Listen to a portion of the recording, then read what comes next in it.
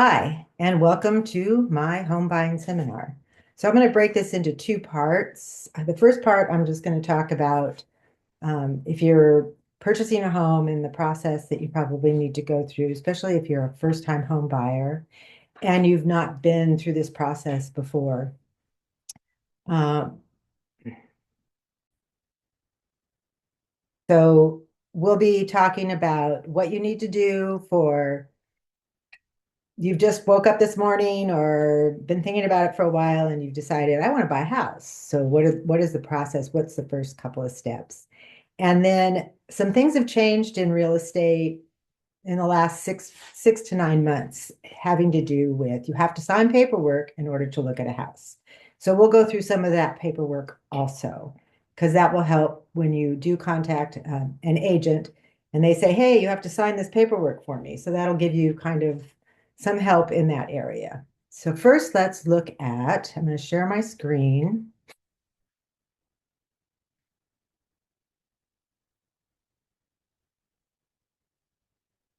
And here we are.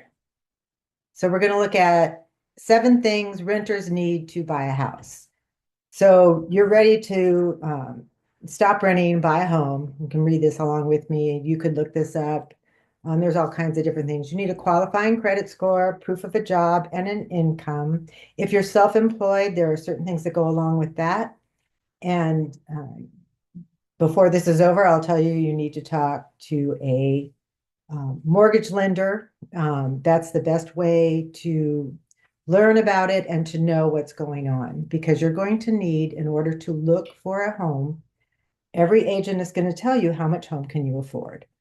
Because the last thing you want to do is go look at $500,000 homes, you fall in love with one, and then you find out you can only afford 325.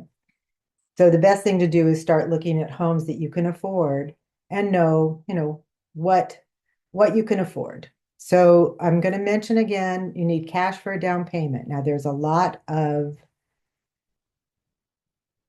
mortgages that are 100% no down payment. You're going to see that everywhere.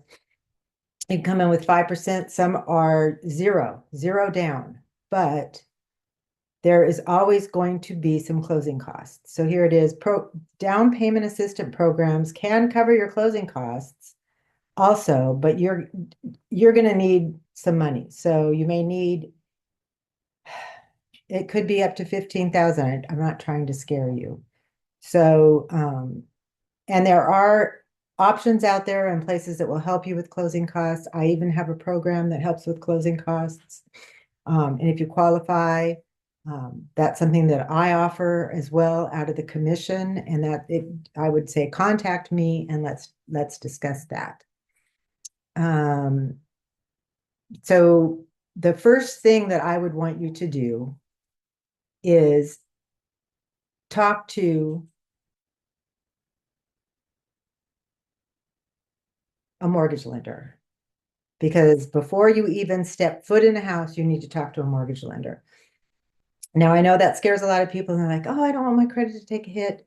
Your credit will not take a hit from that, from them searching.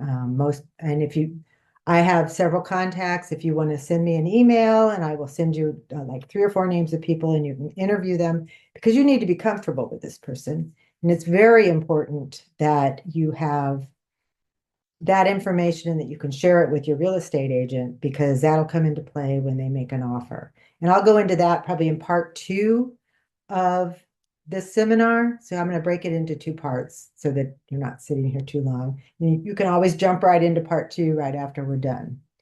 So now I'm going to share some more on my screen. Let's move forward and say, you want to buy a house, you know how much you can afford, and you're starting to check around. You've been looking at homes and you really want to go see a home. First thing that's going to happen, unless you call the listing agent, if you call the listing agent and they can show you the home, you won't need to sign anything, but you will not be represented. So I think what we'll talk about is working with an agent as my first form here, so that you have reached out to an agent And let's see first why you want to talk to an agent. So I'm going to share my screen. And we're going to go with working with an agent. Hold on. I have several things open. We're going to go through all of them. So working with a real estate professional. This is one of the forms. If you would like me to send you a PDF of this form again, just reach out to me by email. Tell me you watched my seminar and you're really interested in getting one of these, and I will get it sent to you right away. So these are the things that the Tennessee Real Estate Broker License Act, by the way, this is in Tennessee because I don't know if you're found me somewhere else. This is what we owe to every buyer and seller, tenant, landlord, anybody that we're working with, okay? Diligently exercise reasonable skill and care in providing services to all parties to the transaction. Although I'm going to go over some agency agreements. If you're my buyer, you're the one that I'm working with. So adverse facts, anything we have knowledge of. So you can read this as easily as I can. To give timely account for earnest money, we'll talk about that in part 2, because whenever you purchase a home, this is again why I said a lot of times you need some cash reserves. I've worked with some people and they said, no, I don't have to put anything down. And they don't have any money saved. And then to come to find out, they're going to have some earnest money because the seller wants to know that you are serious. So you have to have a little bit of cash to put down for earnest money. Again, we'll talk about it in part 2. And there are closing costs. So there's always money that you're going to have to do for purchasing a home. So if you don't have a savings account, start saving now, and it won't be long before you can get a home. Okay. The agent owes to you to refrain from engaging in self-dealing or acting on behalf of an immediate family or other individual organization has a personal interest without prior disclosure of such personal interest. So many times, if you're looking at a house and then the agent in the documents, which I'm not sure that if without an agent you can find them, there would be a form that says that the seller is also an agent, or the seller is related to the agent. And that way you kind of know what you're dealing with and what's going on. Also, the agent needs to refrain from recommending to any party to the transaction the use of services of another individual, organization, or business entity in which the licensee has an interest or from whom the licensee may receive a referral fee or other compensation for the referral. So basically, if you come to me and I say, oh, I want you to exclusively go to this lender, if I'm involved somehow with that lender, I'm not allowed to do that. I can't recommend that. I know there are builders who exclusively work with lenders, but that is a totally different thing. So I just want to make sure we touch on that. If you have any questions, again, reach out to me. You can email me, you can text me, and we can kind of discuss all these. So I'm going to slowly scroll. If you want to read it, you can stop the recording and kind of check things out. And this is a great form. So if you want, I will send it to you. It's got an explanation of all the terms. So if an agent is acting as a facilitator, and that would be that they're really not representing either side, agent for the seller, agent for the buyer. An agent can represent both. I find that kind of difficult, but it's possible. And then there's designated agent and how that all goes along. All right. So this is a form that I can send you. I'm going to move on quickly to another form. All right. So I think I touched real quick on if you're going to go look at a home, you need to sign something. So there's a couple of different forms. There is a buyer's touring agreement. So say I really just want to see this one house. I don't want to see anything else, or I've got 3 houses I want to see, and I'm not sure how I feel about an agent. You could start with a buyer's touring agreement. So your name would go up here. Assistance of I'm a Fathom Realtor would be here.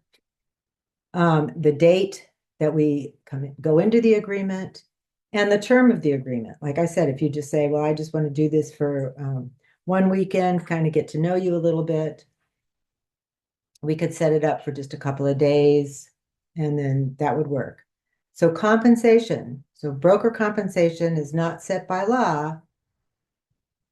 Rates are fully negotiable. So we can negotiate that, say you decide you're ready, you've got your pre-qualification, very good chance that one of these 3 homes you're going to love.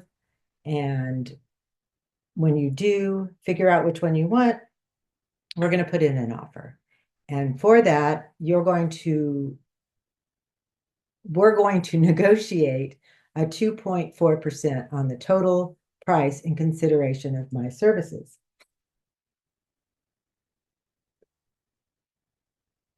I do want to say that when you sign this, you are saying that you will pay me a percentage. If you're not sure, if you just want to kind of use my services for a weekend and then maybe you've got someone else, but you really want to see this house, you can pay me a flat fee. We could talk about a flat fee for my services on that day. Okay, so this is very important here. Difference in the event, the amount of any cooperating compensation paid by seller or seller's broker is less than the amount listed herein, buyer agrees to pay broker the difference at closing. In the event the buyer leases the property, the buyer agrees to pay broker a total of, and then an amount. So you need to look over these forms before you sign them, have a discussion with the agent about your broker's fee and what you're willing to do. Termination. Should the broker consent to release this agreement prior to the expiration of the term of this agreement or any extensions, buyer agrees to pay all costs incurred by broker or other amount as agreed by the parties as a cancellation fee in addition to any other sums that may be due to broker. So the broker may say, well, I've run around with you a lot, spent a lot on mileage, and then they have a flat fee for breaking the contract because this is a legal contract. There's a carryover clause of it could be anywhere. They could set 90 days. I usually do 60, could be 30 days, but any home that you've seen that you've introduced the buyer to, like any home that I have introduced you to, I've introduced you to a home, directly or indirectly during the term is extended and the buyer agrees to pay the compensation as set forth above. So these are important forms. Like I said, email me. I will send you all of these. This is a legal form. In the special stipulations, this is where you could come to an agreement. If we decide to cancel, I pay you X amount and I move on. All right, so now I'm going to move to another form.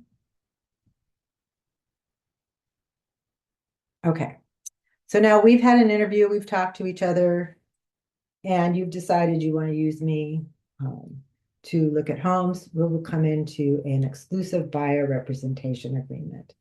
So there isn't a lot of difference, except that this normally is a little bit longer and it kind of sets out a little more information on what you're looking for and how we're going to look for it. So again, I'm with Fathom. The buyer, your name would go here. We set up today's date, the term, how long we're going to, here's today's date, your name again as the client, and how long we're going to work together. Type of property, TBD means to be determined. Price range, because you have a pre-qualification, so we kind of know what it is. Sources to be searched for. So usually MLS, which is the multi-listing service. Maybe you're going to look at some for sale by owners. We might put that in there. If there's any special terms or conditions, like we need to have 10,000 in closing costs, property specifically exempted from this agreement. It's unusual to have that, but maybe there's some area that you don't want to be in. So your duties, if you sign this, so it's to purchase your property exclusively through me or the broker. So Fathom Realty would be who you're dealing with during the term of this agreement. To furnish broker on a timely basis with the necessary personal and or financial information to ensure the client's ability to purchase. So that would be a pre-qualification, so I kind of know exactly what you can purchase. The client is not under an exclusive right to buy contract or exclusive buyer representation agreement with any other agent at this time. So you're signing that you have not signed something else. You haven't got 3 or 4 other agents that you've signed this with. Should the broker consent to release you from this agreement prior to the expiration of the term, buyer agrees to pay all costs incurred by broker or other amount as agreed by the parties as a cancellation fee. So that would most likely, I'm going to go down to the bottom. I would say that that would be here. So, sorry, I'm scrolling kind of fast. That would be something that would be stated out in the special stipulations.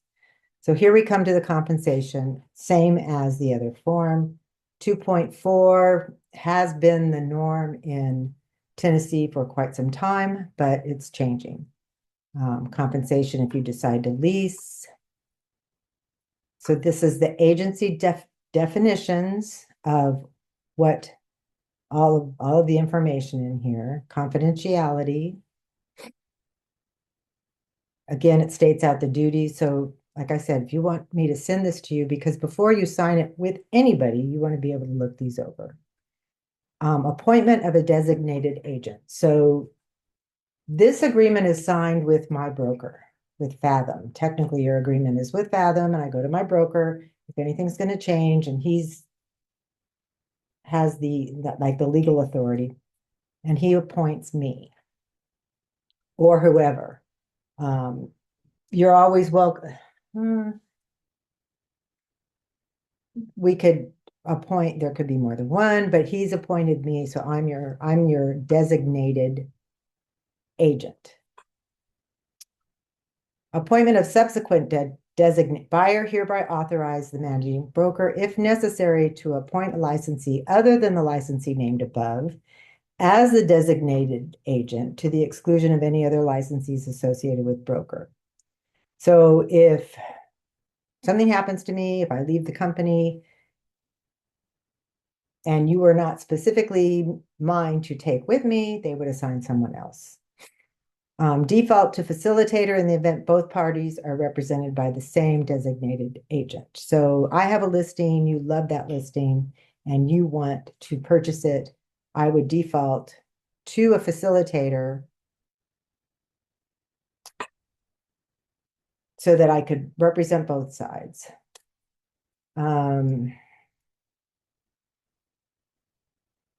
It's kind of an involved discussion, and if you want more information on that, I would say contact me, and we can set up a meeting and discuss that. Resumption of agency status in the event that the designated agent defaults to a facilitator status. This facilitator status shall only be temporary. The facilitator status shall only last until any transaction or completed transaction in which the parties are all assisted by the same facilitator is resolved, either because the transaction is closed or terminated. At that time, the agent shall revert back to a designated agent. So like it falls through, something happens, then we go back to designated agent. Confidentiality, if there's anything that you feel is confidential, you don't want me discussing, this is where it would go. Earnest money and trust money, your broker is authorized to accept a deposit. At Fathom, we prefer to have the deposit held at the escrow company. So, but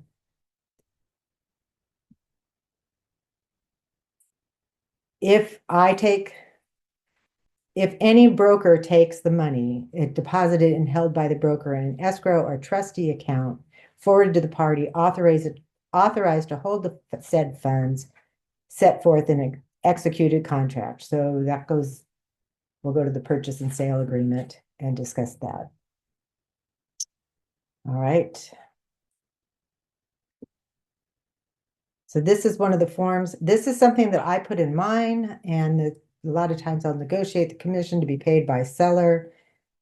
This is the stipulation that I like to put in there because although at the top I'm saying you're going to owe me 2.4, I'm putting in here that I'm going to do my best to get that paid by the seller within the purchase and sale agreement. Okay. So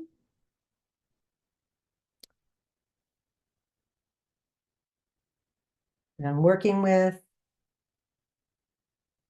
we've talked about the exclusive buyer, and now we've talked about the touring agreement.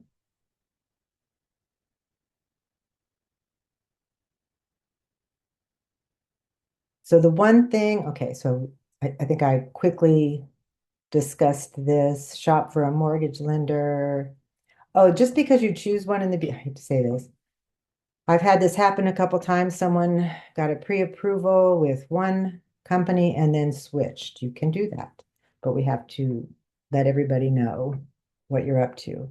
Okay, one thing that is very important that I feel like you should do before we start looking is make a home buying checklist. What are the preferred features? What do you want in a house? I mean, what is non-negotiable? And I will add a caveat for that because a lot of times you'll say, well, it's absolutely, I have to have a 3-car garage. And then I've had people go, well, okay, I can do a 2-car as long as I've got extra room for these cars over here. I have to have 2.5 baths. No, I really love this house. I'll put up with 2 baths. So, but it's good to have a checklist and an idea of what it is you're looking for, what's important to you. And then I can help you find those things. Stop the share. It makes it easier to find the homes. We can set up a search and that kind of thing. But I also know that there's going to be homes that you're going to see and you're just going to fall in love. You need to think about things like, do I have a dog? Do I want a dog? What kind of yard do I want? How close do I want to be to my neighbors? The neighborhood. These are all things to consider. If it's your first house, do you want to fix it up? Do you want to fix her upper?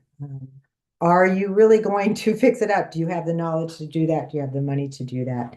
These are things to consider. If you're married and you both have to kind of come to an agreement of what you're willing to settle for. With my husband, when we first started looking for a house, I was thinking, oh, and we can fix this and we can do that and all these things. And he was like, really, honestly, we are not going to have the time to take care of it. We'd have to hire somebody. Do we want someone in the house working on these things while we're living there? And that's something to consider. It's very important to talk about that beforehand and really think about it because we had a little half bath that we got redone and we were hoping it was going to take 4 days. It took 9, and there were people in the house the whole time. So these are things, uh-oh, I froze for a minute. So these are things you have to think about beforehand. Okay, so that's it for part 1. I will have part 2 up in just a little bit, and we're in part 2, we're going to go through the forms that you use to buy a house, the steps, everything that you'll be going through from the beginning, the time that you get an accepted offer, earnest money, inspection, everything. so that you have a concept before we get to that point of what's going to be happening. All right. Thank you for tuning in, and I'll see you in the next time.